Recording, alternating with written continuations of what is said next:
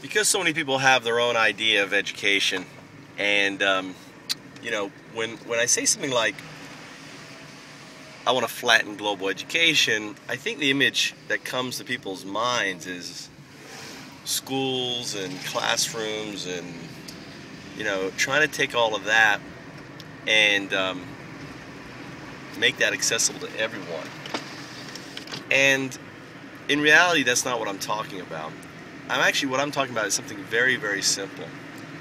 And if you could imagine MTV channel, okay? It's constantly playing music videos at you, right? It's boom, boom, boom, boom. Now,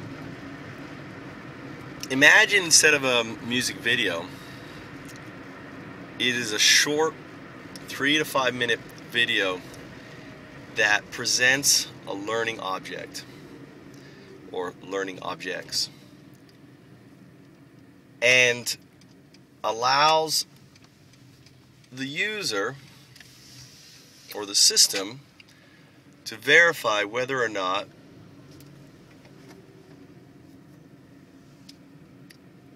the user has mastered those learning objects. Now, in many respects, what I'm describing is what goes on with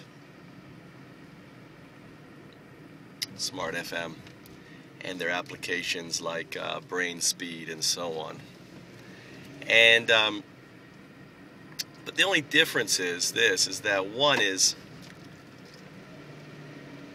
it's multimedia, everything.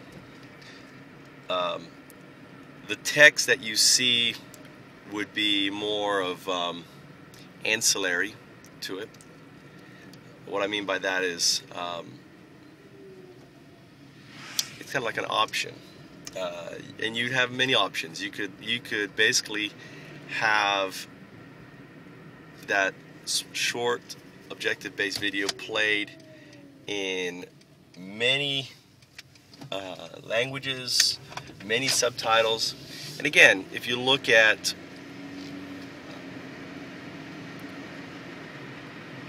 Surrego, is that right?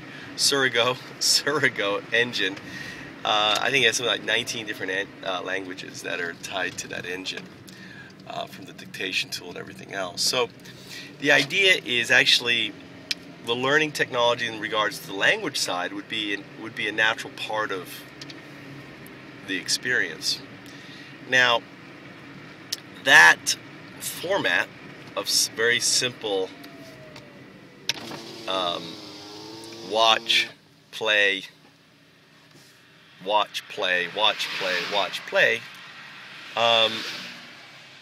it's very straightforward. Now,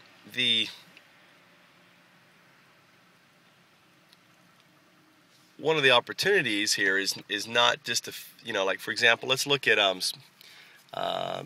Smart FM. You pick a specific list, and you basically play that list until you're plumb bored of it or decide to move on to something else. Now imagine instead that it will autonomously select lists for you. And the way that it will select the list is it will play a game. So instead of throwing a list at the user to begin with, what you do is you submerge them into a fun game, what the game is doing. It's kind of like these games that these exercises where people read vocabulary words, and if they get 10% of them, then they know what they're. You read 100 vocabulary words, and if you get 10%, then you master 10%. If you get let's do that again. If you read 10 vocabulary words and you get one of them right, then you've mastered, maybe these 10 vocabulary words represent 1,000 words.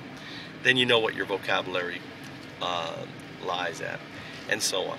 So in many respects, the games that individuals play are doing the same thing, but for subject areas of math, science, and so on. Now, we're only going to focus math, science, and language. And the Surrego engine, it's already specialized in languages, is great. So I hope that provides somewhat of a clear picture of what I'm actually describing, because I think that's where people get lost. Is like it's such a big vision, but in reality, what I'm looking to do is very simple, and it's just like watching TV, but it's customizable TV that's delivering content and tying in games to the end user intelligently, autonomously, and that's where the Cerigo engine comes in.